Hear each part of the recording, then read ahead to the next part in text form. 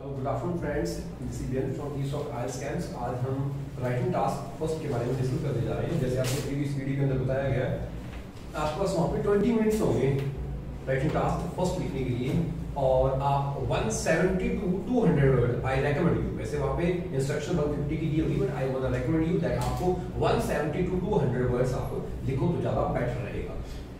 आज हम इंट्रोडक्शन के बारे में डिस्कस करेंगे। अगर आपको वहां पे वन काइंड ऑफ वहां पे अकेला पाई चार्ट आता है, 2 3 4 जो भी पाई चार्ट आते हैं, तो आप उनके बारे में सिंगल होगा। अगर आप डबल एक पाई चार्ट है, एक लाइन है, पाई है, टेबल है, अगर इसके बारे में कुछ है तो आप डबल उसकी इंट्रोडक्शन से सिंगल बनेगी, लेकिन उनकी इंफॉर्मेशन डिवाइड हो जाएगी। पहले वाले की इंफॉर्मेशन और इंट्रोडक्शन में, और दूसरे वाले की इंफॉर्मेशन हो जाएगी।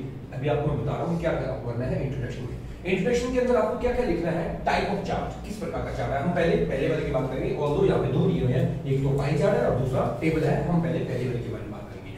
टाइप ऑफ चार्ट ये आपको लिखना पड़ेगा, ये तो आपको मैंडेटरी है आपके लिए, आपको लिखना पड़ेगा किस प्रकार का चार्ट है। नेक्स्ट नंबर पे आपको रिलेवेंट इंफॉर्मेशन लिखनी पड़ेगी। व्हाट इंफॉर्मेशन, क्या इंफॉर्मेशन है, क्या वो इंफॉर्मेशन किसी के द्वारा यूज की जा रही है, मींस बाय अदर्स, या फिर कोई उस इंफॉर्मेशन को कर रहा है या एक्शन को कर रहा है। जैसे फास्ट फूड के बारे में, तो fast food which was consumed by, तो ये by others हो दूसरे का द्वारा, या इंफॉर्मेशन अबाउट द पीपल है who consumed the fast food। तो वहां पे आपके पास दो ऑप्शन होते हैं, क्या उसको आप पैसिव में बनाना चाहते हो या उसको आप एक्टिव में बनाना चाहते हो। अगर किसी ने मेरी स्पोकन की वीडियो देखी होगी तो मैं एक्टिव और पैसिव को बहुत ही बढ़िया तरीके से समझाया हुआ माई लैंग्वेज में कि सेल्फ मतलब वो जब खुद करता है एक्टिव, जब वो बाय अदर्स यूज होता है इट मींस पैसिव। तो आप पे डिपेंड करता है कि आप किस तरह से इंट्रोडक्शन बना रहे हो या किस तरह से वहां पे सेंटेंस के स्ट्रक्चर डाल रहे हो।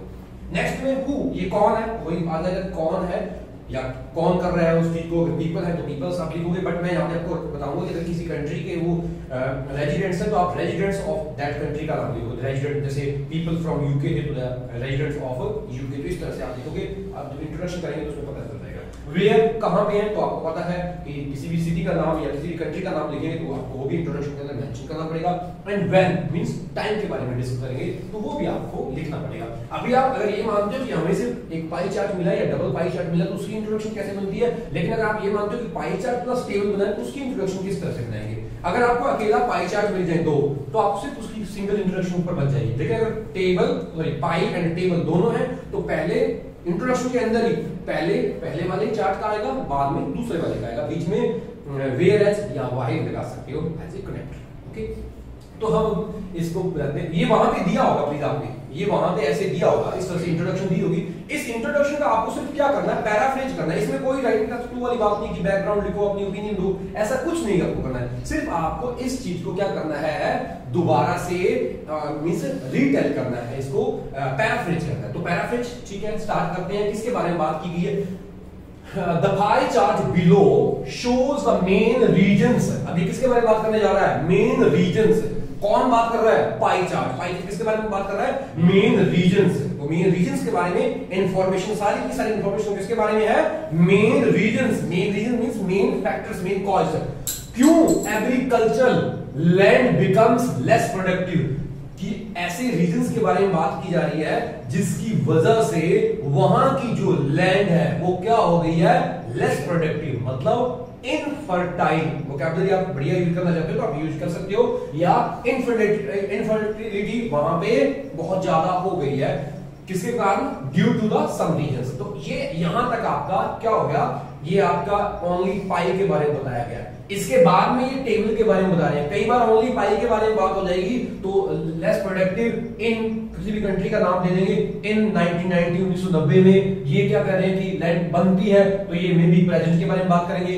बस देख लेते हैं किसके बारे में। यस, यहाँ पे तो कोई भी टाइम नहीं दिया है, इट मींस ये प्रेजेंट के बारे में बात होगी। वहां पे इस वजह से वो बनती है। अगर यहाँ पे होता बिकेम तो मतलब पास्ट के बारे में बात होती, तो वहां पे एक टाइम पास्ट को डिनोट करता। अंडरस्टूड। इसके बारे में आपको अगर यहाँ पे मान लो टेबल चार्ट नहीं दे रहे हैं, ओनली पाई चार्ट ही दे रहे हैं, तो वो यहाँ पे किसी कंट्री का नाम लिखते और यहाँ पे वो टाइम लिखते। अगर पास्ट में होता तो ये बिकम्स का बिकेम बन जाता।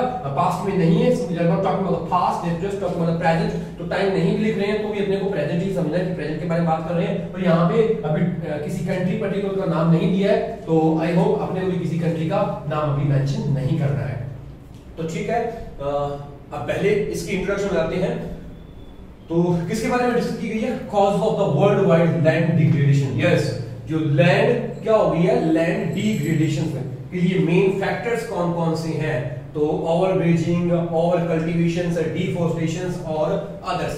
तो सबसे पहले इसको आप नोट डाउन करोगे, क्या लिखोगे, द इंफॉर्मेशन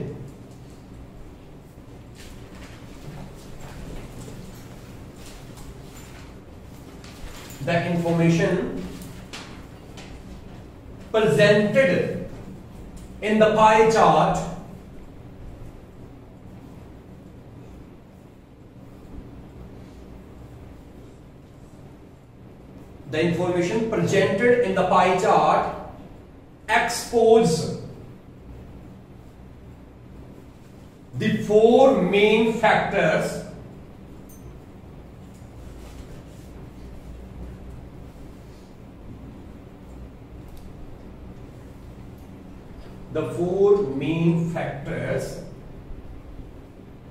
by which या thereby, वो आपका इच्छा है, thereby या by which या whereby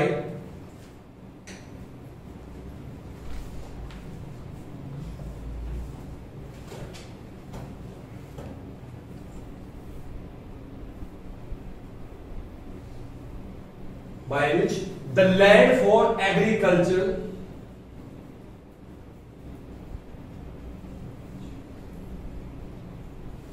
becomes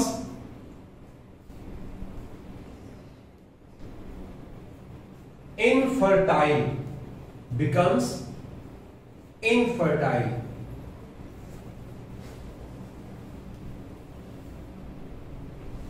such causes are, column लगाओगे, सेमी कॉलम नहीं, कॉलम, ओके, इसके बाद सच कॉलम कॉलम लग गया, over grazing, comma, over cultivation, comma, deforestation and others,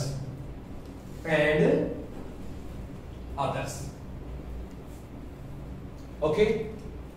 आपको मेन इसी चीज के बारे में वहां पे लिखना है, why agriculture land becomes less productive. इसी चीज को आपने, व्हाई मतलब वो reason, main reasons why agriculture land becomes less productive. या फिर आप यहां पे ये भी लिख सकते हो, the main reasons of less production in the agriculture land. Why like main reasons of less production in the agriculture land. आप ये चीज, वो आपका मेथड कैसा है वो आप लिख सकते हैं, ओके। अब आपको क्या करना है, क्योंकि हमें दो एक इंट्रोडक्शन दी, इसमें दोनों के बारे में लिखना पड़ेगा, टेबल के बारे में लिखना पड़ेगा। अब नेक्स्ट में लिखो, सेमीकोलन लगाओ, semicolon, while the information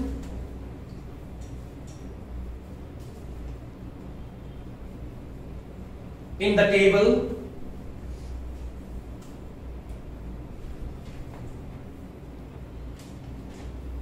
mentions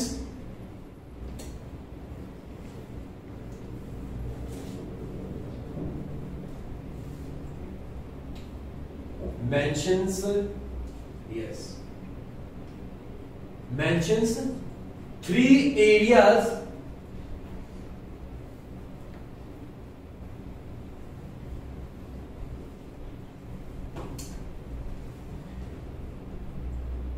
which were affected by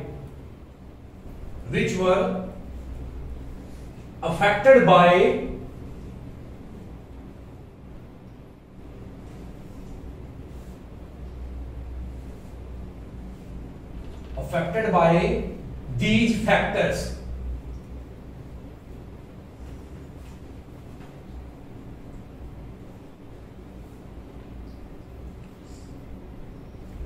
In the course of 90s, भी लिख सकते हो, 1990s भी लिख सकते हो, वर्ल्ड वाइड आगे लिख दो करके, वर्ल्ड वाइड, ओके। तो यहां तक हमने इसकी इंट्रोडक्शन के बारे में बात कर ली है। अगर इनको सिंगल सिंगल लिखते हैं तो इनकी इंट्रोडक्शन किसी और तरीके से बनती, जैसे द इंफॉर्मेशन टेबल वाली ऐसे बनता था, information in the tabular way, tabled style, तो वो अलग से कभी सिंगल टेबल हुआ तो हम उसके बारे में अलग से डिस्कस करेंगे। बट ये डबल था, बीच में वाई लगाना पड़ेगा, पहले इसकी इंट्रोडक्शन आ जाएगी, बाद में इसकी इंट्रोडक्शन आ जाएगी, इसमें आपका टॉपिक कंप्लीट हो जाएगा।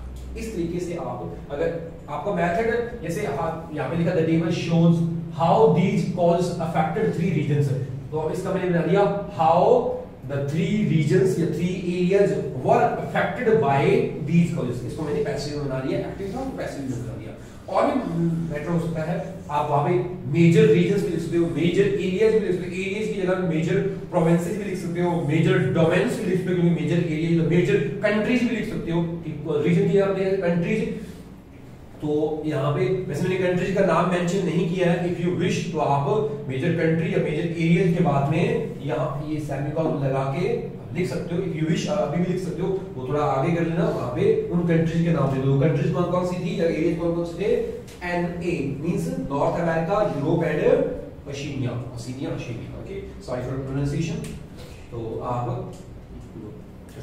ओके, तो अभी हमने सिर्फ ओनली इंट्रोडक्शन किया है, आगे हम इसके बारे में बात करेंगे, इसके ओवरऑल के बारे में बात करेंगे, जो मैं आपको रेकमेंड करता हूं कि आप जस्ट आपकी इंट्रोडक्शन के बाद ओवरऑल लिखोगे, मैं आपको ओवरऑल बताऊंगा, इसी के बारे में ओवरऑल आगे डिस्कस करेंगे। ओके, तो आज के लिए इतना काफी है, thank you very much please.